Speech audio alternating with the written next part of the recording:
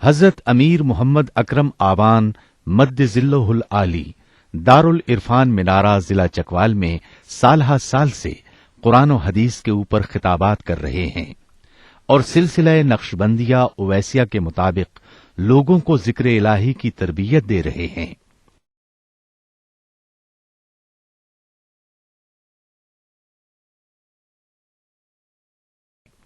وہ قرآن پاک کی تفسیر ترتیب وار بیان کر رہے ہیں۔ تفسیر قرآن کو وہ موجودہ ملکی اور بین الاقوامی حالات کے مطابق بیان کرتے ہیں۔ موٹر وے سے کلر کہار کے انٹرچینج سے نکلتے ہوئے کلر کہار کی جھیل سے ہوتے ہوئے میانی، بوچھال اور نور پور سے گزرتے ہوئے دارالعرفان منارہ پہنچ سکتے ہیں۔ حضرت امیر محمد اکرم آوان نے بچیوں اور بچوں کی دینی اور دنیاوی تعلیم کے لیے سقارہ اکیڈمی کے نام سے ایک درسگاہ بھی قائم کی ہے۔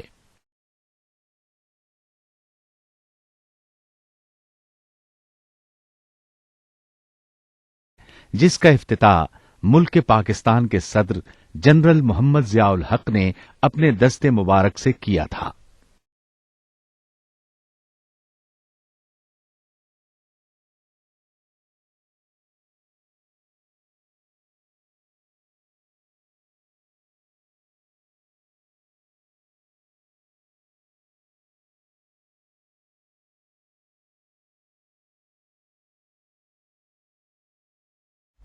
الحمد للہ رب العالمین والصلاة والسلام علی حبیبہ محمد وعلی آلہ وصحبہ اجمعین۔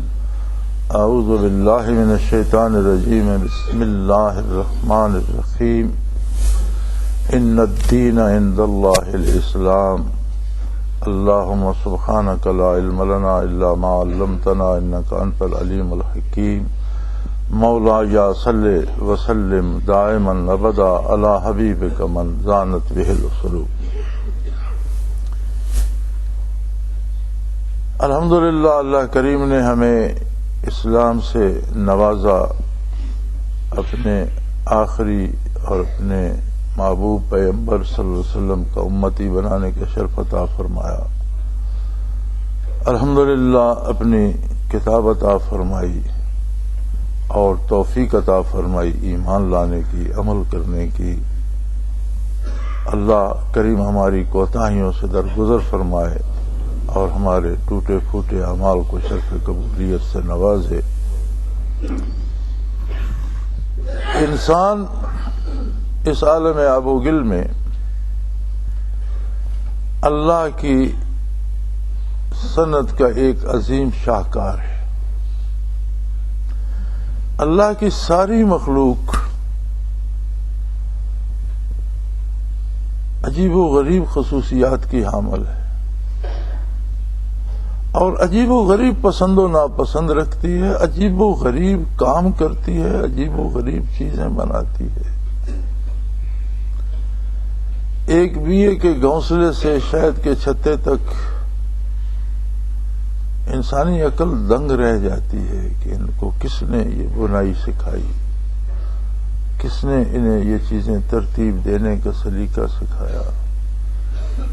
ایک مکھی کو کس نے بتا دیا کہ کون سا مادہ نکالو گی اور اس میں کیا تبدیلی ہوگی، اس سے کیا بن جائے گا۔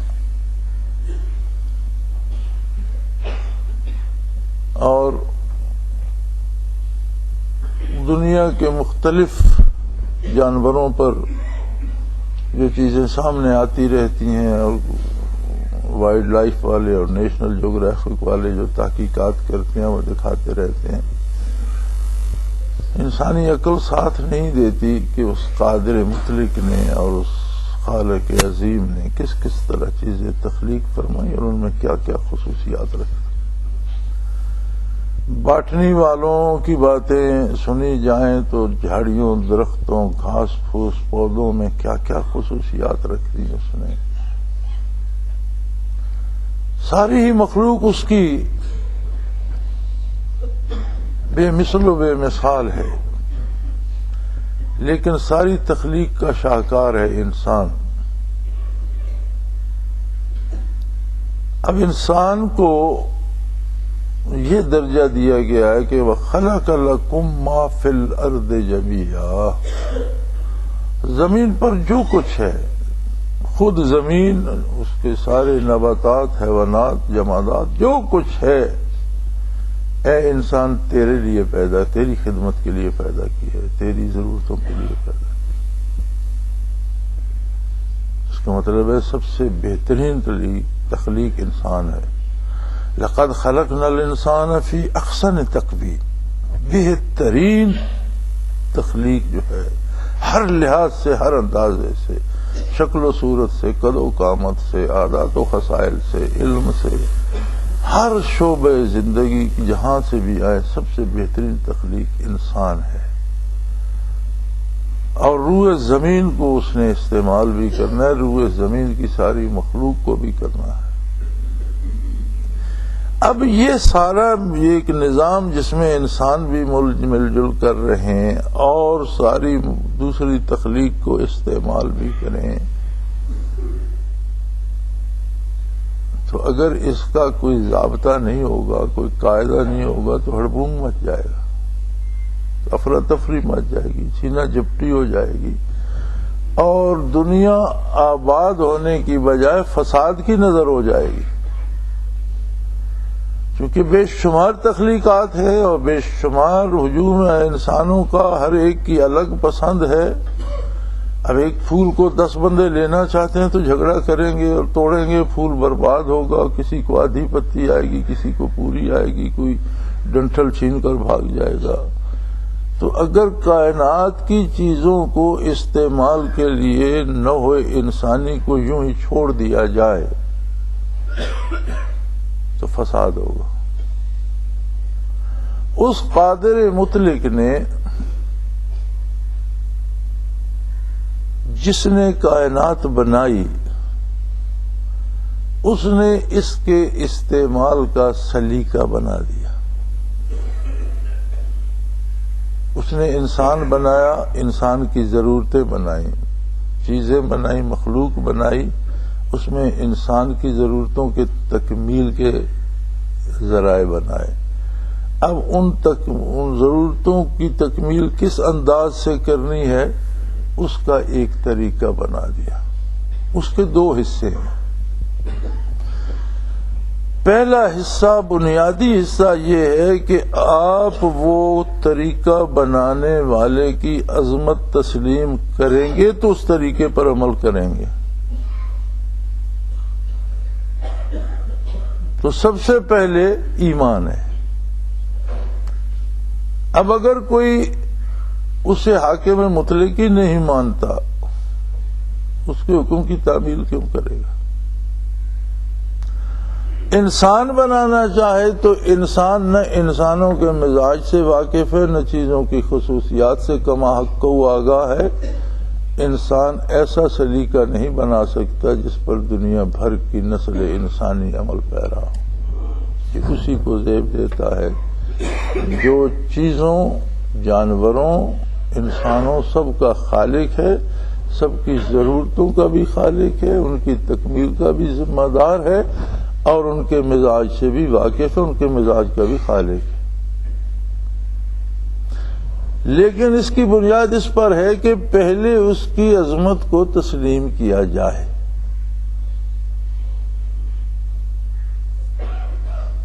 جب اس کی عظمت پہ اعتماد آ جائے تو پھر تلاش کیا جاتا ہے کہ اس خارزار حیات میں کون سا محفوظ راستہ رب جلیل نے بنایا ہے کہ اس میں پکڑ دھکڑ چھینا جھپٹی نہ ہو، بلکہ ہر انسان کی ذاتی ضرورت پوری ہو اور خوبصورت طریقے سے پوری ہو، بغیر اس کے کہ دوسروں سے الجھنا پڑے اور ان کی ضرورتیں چھیننا پڑیں اور ان کی چیزیں چھیننا پڑیں۔ اب یہ جو طریقہ تکمیل ضرورت کا ہے، اسے اسلام کہتے ہیں۔ یہی اسلام ہے۔ عظمت الہی، ضروریات دین، صداقت پیغمبر، صداقت کتاب، آخرت کا ایمان و یقین، ضروریات دین پر یقین اور دینی احکام پر عمل۔ دینی احکام کیا ہیں؟ 2 طرح کے ہیں۔ عبادات ہیں کہ جس ہستی پر ہم ایمان لائے ہیں اس کے ساتھ جو ایمان کا رشتہ بنا ہے وہ ہر روز ہر لمحہ ترقی کرتا جائے اور قریب سے قریب تر ہوتے جائیں، ایمان مضبوط سے مضبوط تر ہوتا جائے، اس کے لیے اللہ نے عبادات عطا کر دی، فرض کر دیں۔ فرض کیا ہوتا ہے؟ لغت میں فرض کا معنی یہ ہے کہ کسی ضرورت مند کو وہ چیز عطا کر دی جائے جس کی اسے انتہائی ضرورت ہے۔ بہت سی ضرورتیں ہوتی ہیں نا، بعض عامیانہ ہوتی ہیں، بعض ایسی ہوتی ہیں کہ جن کے بغیر زندگی کا تصور نہیں ہوتا، تو جو اشد ضرورت ہو اگر وہ چیز اسے عطا کر دی جائے تو اصطلاحاً اور لغوی طور پر اسے فرض کہتے ہیں۔ فرض بوجھ نہیں ہوتا، اس لیے جتنے فرائض شرعی ہیں اس کا مطلب ہے کہ یہ انسان کی از حد ضرورت تھی، اگر یہ اسے عطا نہ ہوتا تو وہ انسان نہ رہتا، جانور بن جاتا۔ اور آپ دیکھ لیں کہ جتنے لوگ فرائض سے غافل ہیں ان میں انسانی خصوصیات کم اور جانوروں کی خصوصیات زیادہ آ جاتی۔ یہ اس کی ضرورت ہے کہ وہ خود کو انسانیت کے سانچے میں ڈالے۔ اب اس پر ابدی زندگی عطا ہوگی اور سب وہ اس کی عطا ہے، وہ اس کا انعام ہے سارا۔ کسی دنیا کے عمل میں یہ طاقت نہیں ہے کہ وہ آخرت حاصل کر لے، جی میں نے اتنے نفل پڑھے ہیں اس لیے اللہ مجبور ہو گیا کہ مجھے اتنا انعام دے، ایسی کوئی بات نہیں ہے۔ یا میں نے اتنے فرائض پہ عمل کیا اور اب اللہ کی مجبوری ہے، ایسی کوئی بات نہیں ہے۔ یہ فرائض ہماری ضرورت ہے۔ اب تن ڈھانپنے کے لیے کپڑا ہماری ضرورت ہے۔ اب ایک شخص کہتا ہے جی مجھے نہیں ضرورت، وہ کپڑے اتار کے پھینک دیتا ہے، تو اسے کون انسان سمجھے گا؟ زیادہ سے زیادہ اگر کوئی رعایت کرے گا تو وہ کہے گا پاگل ہے۔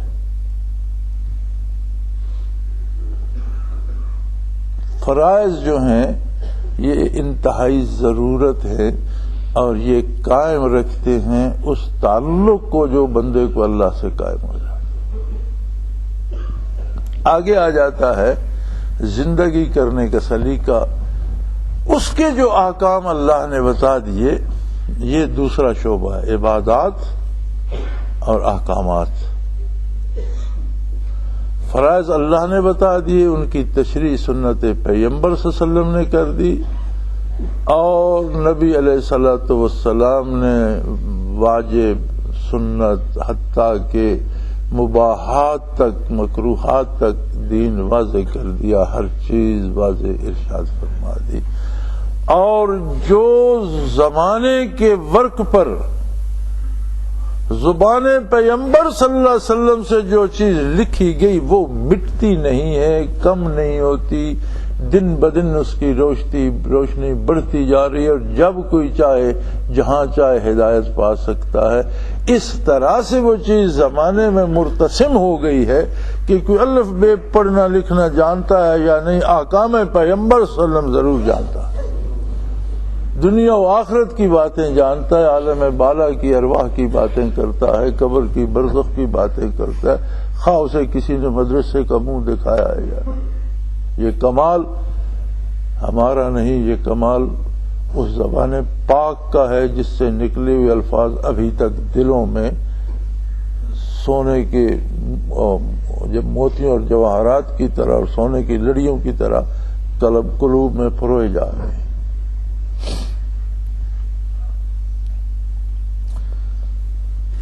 تو دین ضرورت ہے نوع انسانی کی کہ یہ انسان بنے۔ دین سے نکلیں گے تو حیوان ہو جائیں گے، بلکہ حیوانوں سے بدتر۔ قرآن کریم فرماتا ہے اولئک کالانعام، یہ چوپاؤں جیسے ہیں، ان سے گئے گزرے، بل ہم اضل، ان سے گئے گزرے اس لیے کہ وہ تو بنائے حیوان گئے اور انہیں بنایا انسان گیا اور یہ حیوانیت پہ گر گئے، یہ تو ان سے بدتر۔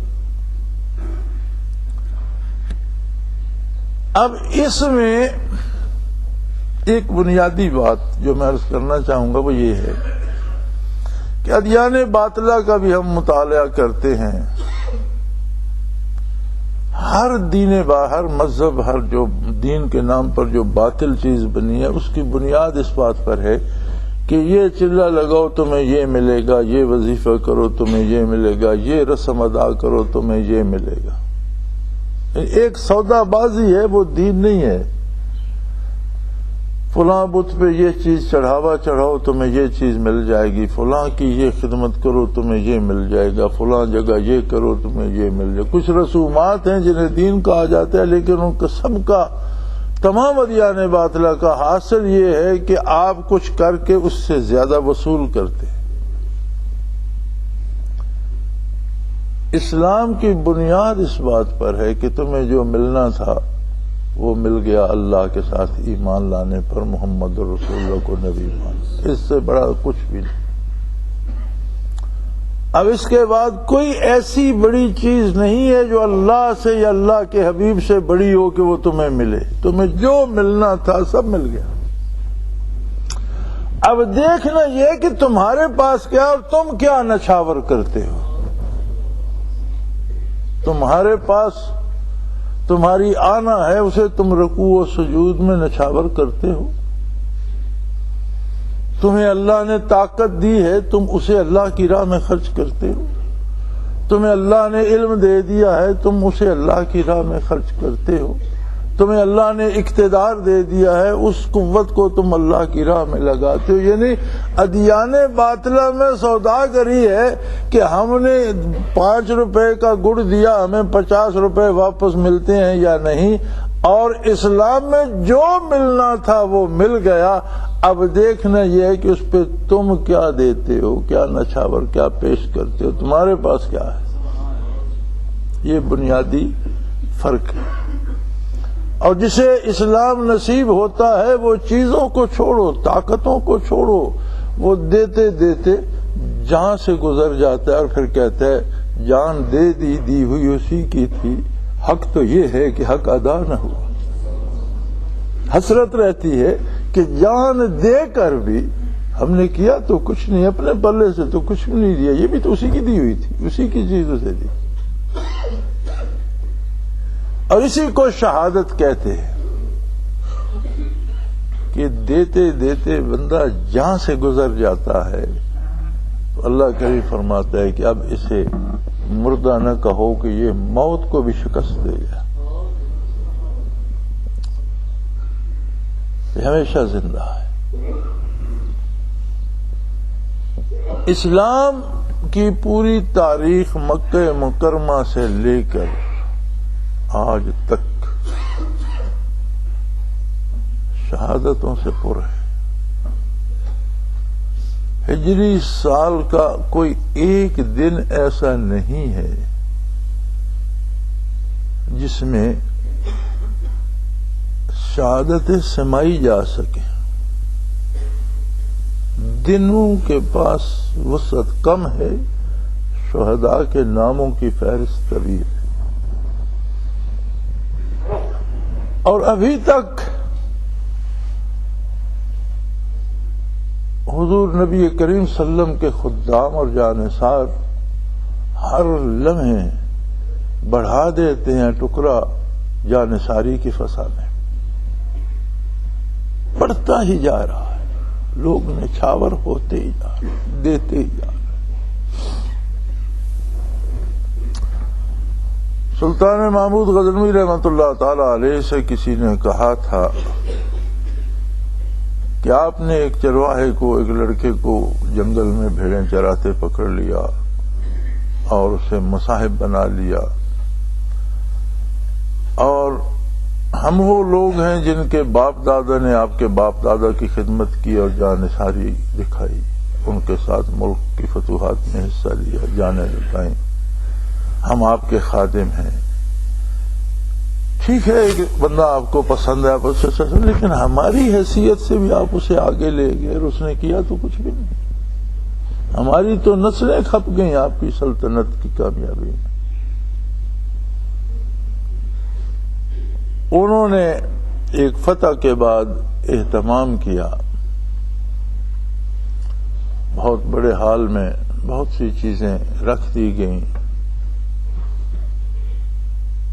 کچھ نشان لگا دیے گئے کہ جو جس کو چاہے وہ لے لے، کہیں جاگیر کا نشان تھا، کہیں گھوڑوں کا، کہیں اسلحہ کا، کہیں زر و جواہر کا، کہیں نقدی کا، مختلف انعامات، بھی جو جسے پسند ہے وہ لے لے۔ اب اہل دربار کو اجازت دی گئی، جن سرداروں کو شکایت تھی تو سب نے اٹھ کر کسی نہ کسی چیز، اپنی پسند کی چیز پہ ہاتھ رکھا۔ ایاز نے سلطان کے کندھے پہ ہاتھ رکھ دی تو سلطان نے سب سے کہا کہ اس کی یہ بات اس کو تم سب سے اوپر لے گی۔ دیکھو تم کوئی گھوڑوں پہ راضی ہو گیا، کوئی جاگیر پہ، کوئی دولت پہ، لیکن اس نے میری ذات کو چنا ہے، اور جس نے سلطان کو چن لیا، سلطنت تو خود اس کے قدموں میں آ گئی۔ ایمان یہ ہے کہ آپ نے اللہ اور اللہ کے رسول کو چن لیا تو کائنات تو آپ کی ہو گئی، پھر آپ نے اور کیا لینا ہے؟ مومن نے جب اللہ و اللہ کے رسول کا دامن پکڑ لیا تو تخلیق تو ساری اس کے قدموں میں آ گئی۔ اب دینے کی باری ہے کہ اس رشتے کو قائم رکھنے کے لیے اس کے دامن میں کون کون سے موتی ہیں، اور وہ موتی بھی اس کی عطا ہیں، لیکن انہیں قابو کر کے اس رشتے کو ٹھیس پہنچاتا ہے یا اس رشتے پہ انہیں لٹا کر اسے مزید رنگ بھرتا ہے اس میں۔ اور سب سے قیمتی چیز جان ہے۔ ایمان میں یہ قوت ہے کہ جان لٹا کے بھی مزہ آتا ہے۔ لہذا تاریخ اسلام محبتوں کی، قربانیوں کی، شہادتوں کی ایک نہ ختم ہونے والی داستان ہے۔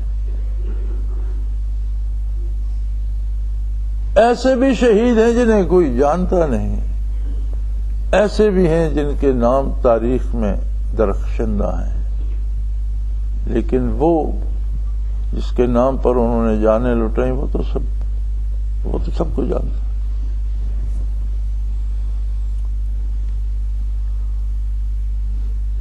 ایک شہادت بالکل الگ ہے، بالکل الگ قسم۔ پوری تاریخ اسلام میں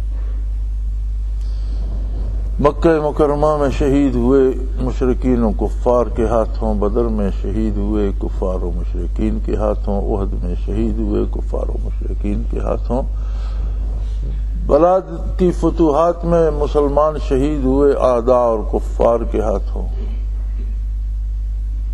ہر شہادت اپنی جگہ عظیم ہے، اور ابھی تک حق و باطل کی جنگ جاری ہے۔ قاتل بھی موجود ہیں اور شہداء بھی موجود ہیں، اور دونوں اپنا اپنا کام دکھا رہے ہیں، اور یہ قیامت تک چلتا رہے گا۔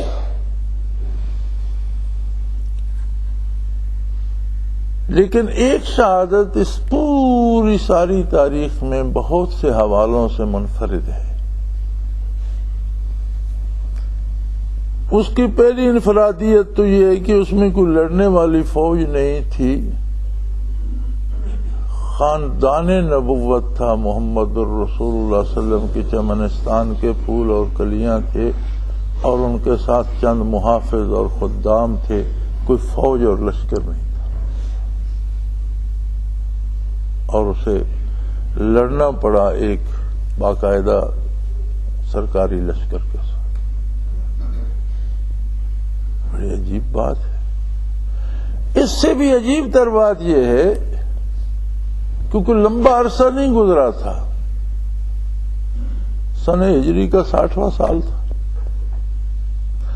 ابھی وہ لوگ دنیا میں موجود تھے بہت سے جنہوں نے صحبت پیغمبر صلی اللہ علیہ وسلم سے قلوب کو روشن کیا، ابھی عہد صحابہ ختم نہیں ہوا تھا۔ خود شہیدوں کا سردار حضرت حسین رضی اللہ عنہ وہ شخص تھا جو دوش پیغمبر پہ سوار رہا، جس نے حضور کی گود میں کھیل کر بچپن گزارا، اور قاتل بھی دین محمد کو ماننے کے دعوے دار تھے، اسلام کو ماننے کے دعوے دار تھے، آقا کے خادم ہونے کے دعوے دار تھے صلی اللہ علیہ وآلہ وسلم۔ یہ فلسفہ آج تک سمجھ میں نہیں آیا کہ جس نبی کا کلمہ پڑھتے ہو اس کی اولاد کو ذبح کرنے کی ہمت کہاں سے پاتے ہو؟ یہ بات سمجھ میں نہیں آئی، یہ کیسے ممکن ہے؟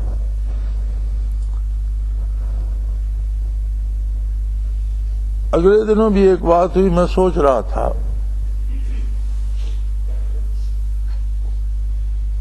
کہ ہمارے تو ایک شیخ تھے، استاد تھے، اللہ ان پر کروڑوں رحمتیں نازل فرمائے، نہ وہ نبی ہیں نہ ہم ان کی امتی ہیں، وہ ہمارے استاد تھے، ہم ان کے شاگرد ہیں۔ میں سوچ رہا تھا کہ ہمارے پاس ایسا کوئی تصور نہیں ہے کہ ان کا کوئی ادنا سا خادم بھی ہو اور وہ ہم سے اختلاف کرے اور ہم اسے کچل کر رکھ دیں، یہ ممکن نہیں ہے۔ اختلاف کرے بھی تو ہم میں یہ ہمت نہیں ہے کہ ہم اسے ایذا پہنچائیں، یا ہمارے یا آپ کی اولاد ہے تو ہمارے شیخ ہیں، استاد ہیں، ان کی حضرت کی اولاد تو سلسلے میں بھی نہیں ہے، ان کے مشن میں بھی نہیں ہے۔ اس کے باوجود میرے پاس کوئی تصور نہیں ہے کہ ان کی نسل کے کسی فرد کو میں نقصان پہنچاؤں یا اس کی برائی سوچوں، اس سے وجود لرز جاتا ہے۔ یہ کون لوگ تھے جو کلمہ پڑھنے کے مدعی بھی تھے اور خاندان رسالت کو اجاڑ کے رکھ بھی دیا اور تحقیق کر دیا؟ کیسے عجیب لوگ تھے، کیا تھے؟ یہ بات کم از کم میری سمجھ میں نہیں آئی۔ بات کیا تھی؟ خاندان رسالت کس بات پہ قربان ہو گیا؟ بات کیا تھی؟ کلمہ وہی تھا، کسی نے نئی نبوت کا اعلان نہیں کیا، قرآن وہی تھا، کسی نے قرآن نہیں بدلا، نمازیں وہی تھیں، روزے وہی تھے، حج و احکام شریعت وہی تھے، سرکاری مذہب بھی اسلام تھا، حاکم خلیفہ کہلاتا تھا۔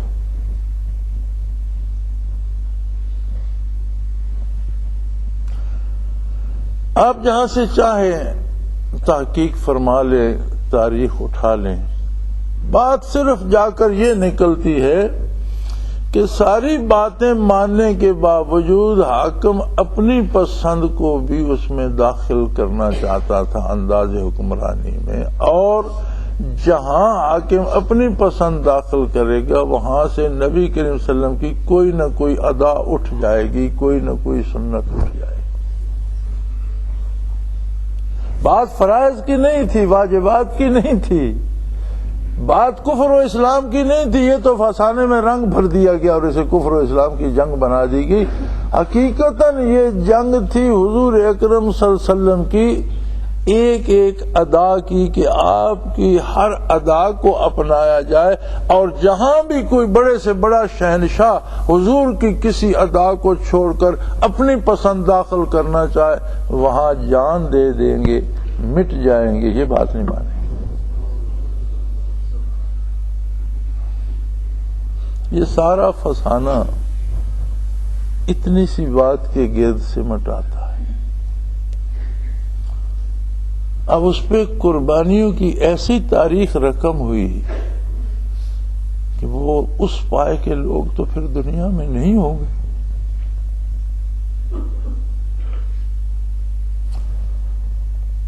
نہ حسین رضی اللہ عنہ جیسا کوئی فرزند ہوگا، نہ حضرت فاطمہ جیسی کوئی بیٹی ہوگی، نہ ان کی بیٹیاں جیسی کوئی مقدس اور پردہ دار خاتون ہوگی، نہ ان کی اولاد کے پائے کا کوئی فرد دنیا میں دوبارہ پیدا ہوگا۔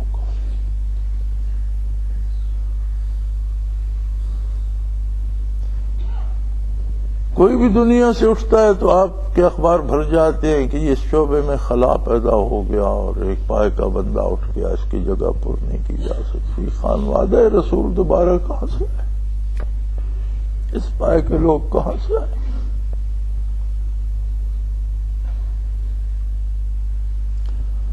اور وہ سب قربان ہو گئے اس بات پر مانا کہ آپ کلمہ پڑھتے ہیں ٹھیک ہے، مانا کہ آپ قرآن کو مانتے ہیں ٹھیک ہے، مانا کہ آپ جہاد کر رہے ہیں ٹھیک ہے، مانا کہ آپ فرائض کو مانتے ہیں، سارا دین مانتے ہیں، لیکن یہ چھوٹی چھوٹی باتوں میں آپ اپنی پسند کیوں داخل کرتے ہیں؟ پسند اللہ اور اللہ کے رسول کی ہے، باقی کسی کی بھی نہیں۔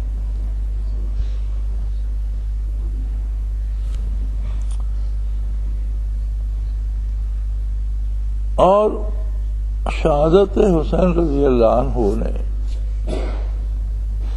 جسے ان بدبختوں نے بڑی دیدہ دلیری سے انجام دیا، یہ نہ سوچا کہ یہ تلواریں وجود حسین پہ نہیں، نظریہ اسلام پہ چل رہی ہیں، اور ان تلواروں نے تاریخ اسلام بلکہ عقائد و نظریات اسلام میں ایک ایسا خلا پر کر دیا، جو ابھی خلا بنا دیا جو ابھی تک پر نہیں ہو سکا اور نہ کبھی ہو سکے گا۔ اسلام کا نظریہ ہی ٹکڑوں میں بٹ گیا۔ ان تلواروں نے صرف خاندان رسول کی گردنیں نہیں کاٹی، اسلام کے ٹکڑے کر دیے، عقائد و نظریات کے ٹکڑے کر دیے، اور ابھی تک لوگ بھٹکتے پھر رہے ہیں، کسی نے کوئی ٹکڑا اٹھایا ہوا اور کسی نے کوئی اٹھایا۔ یہ داستان کرب و بلا بھی عجیب ہے۔ افراد تو شہید ہوئے، افراد کے جسم تو کٹے، لیکن کیا عجیب جسم تھے، وہ جسم نہیں تھے، نظریات تھے، نظریات اسلام کٹ گئے، عقیدہ کٹ گیا، ٹکڑوں میں بٹ گئے۔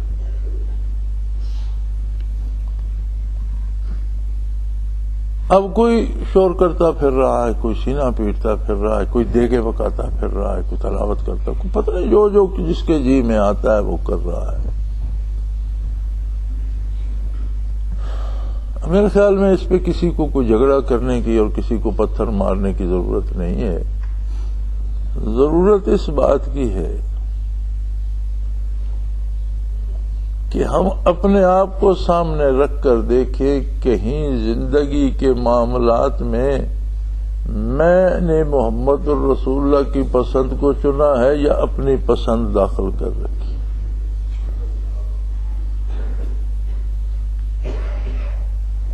اور چھوٹا سا معاملہ ہے، اگر آپ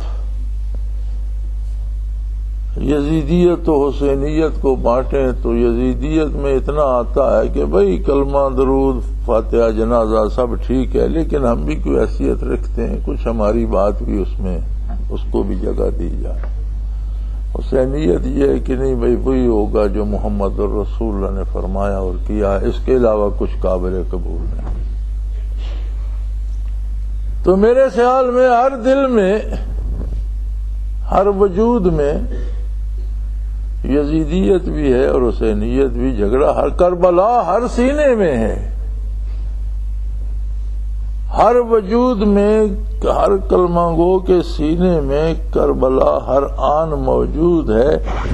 کون حسینیت کا حق ادا کر رہا ہے اور کون یزیدیت کی حمایت کر رہا ہے، یہ اندازہ ہم خود کر سکتے ہیں۔ میرا اندازہ آپ نہیں کر سکتے، آپ کا میں نہیں کر سکتا۔ تو گلی میں دوسروں کو پتھر مارنے کی بجائے اپنے اندر کی کربلا کو دیکھو اور خود کو تلاش کرو کہ تم کس لشکر میں ہو۔ اگر تو ہم بھی رسومات ہی کی پیروی کر رہے ہیں اور سنت رسول کو چھوڑ رہے ہیں، لوگوں نے تو اب یزید تو معاملات میں دخل اندازی کرتا تھا، لوگوں نے تو عبادات میں بھی اپنی پسند اپنا لی ہے، رسول اللہ صلی اللہ علیہ وسلم کی پسند کو چھوڑ دیا ہے۔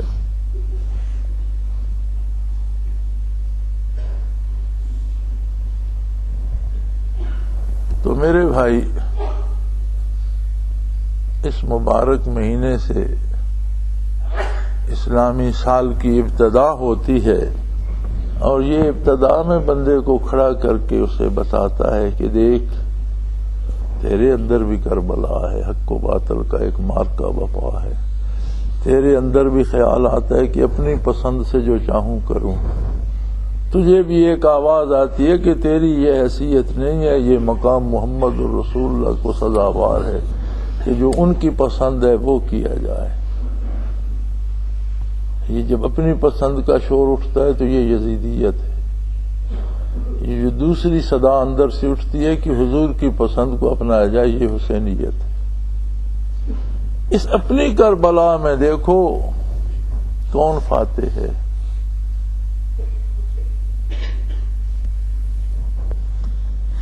اگر ہم اس طرف آ جائیں تو شاید یہ محرم پہ فوج کو نہ آنا پڑے، پولیس کو تکلیف نہ کرنا پڑے، لڑائی جھگڑے نہ ہوں، لوگ مارے نہ جائیں، گھر نہ جلائے جائیں، حفاظتی دستوں کی ضرورت نہ پڑے. یہ کیوں پڑتی ہے؟ یہ کون سی نیکی ہے کہ پھر ہم لوگوں کو قتل کرتے ہیں، پھر فساد پیدا کرتی، فساد پیدا کرنا، جھگڑے کرنا، لوگوں کو پتھر مارنا، ان پر گولیاں چلانا، یہ کیا ہے؟ اس کے پیچھے پتہ ہے فلسفی کیا ہے؟ صرف یہ کہ ہر بندہ چاہتا ہے جو میں چاہتا ہوں دوسرا بھی ویسا ہی کرے. تو اتنا ہی گناہ یزید کا بھی تھا کہ جو میں چاہتا ہوں سب ایسا ہی کرو. اس سے بڑا جرم تو اس نے بھی کوئی نہیں کیا. یہی بات اسے کہاں تک لے گئی. آج بھی اگر ہم یہ چاہتے ہیں کہ میری مرضی سب پر مسلط ہو جائے تو پھر بات تو وہیں جا پہنچی. تو یہ ساری محنت، ساری اللہ اللہ، سارے ذکر اذکار، سارے مراقبات اس لیے ہیں، عبادات سب اس لیے ہیں کہ ہمارا تعلق اللہ سے مضبوط ہو. اللہ کو محمد الرسول اللہ کی ادائیں پسند ہیں، ہمیں بھی حضور کی ادائیں پسند ہوں، اور زندگی ڈھل جائے اتباع محمد الرسول اللہ. تو میرے بھائی اپنا اپنا محاسبہ کرو، اپنا اپنا اندازہ کرو، خود کو تلاش کرو کہ کہیں اہل کوفہ کی صفوں میں تو ہم بھی نہیں گھس گئے، یا ان آزاد منش لوگوں کے ساتھ ہیں جنہوں نے حضرت حسین رضی اللہ عنہ کا ساتھ دیا. ہر بندے میں، ہر سینے میں، ہر گھر میں کربلا ہے، ہر آن کربلا ہے، ہر لمحہ کربلا ہے. ہر لمحہ خود کو تلاش کرو اور حق کا ساتھ دو. اللہ کریم ہم سب کو توفیق دے، ہماری خطاؤں سے درگزر فرمائے، ایمان پہ زندہ رکھے، ایمان پہ موت دے، ایمانداروں کے ساتھ حشر فرمائے. وآخر دعوانا الحمدللہ رب العالمین.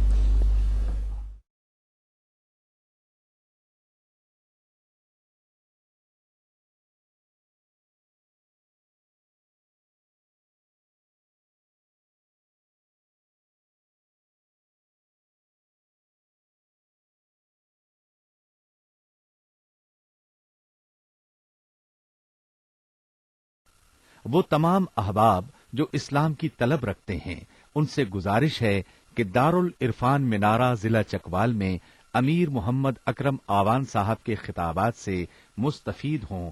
وہ ہر جمعے کو نماز سے پہلے بیان فرماتے ہیں.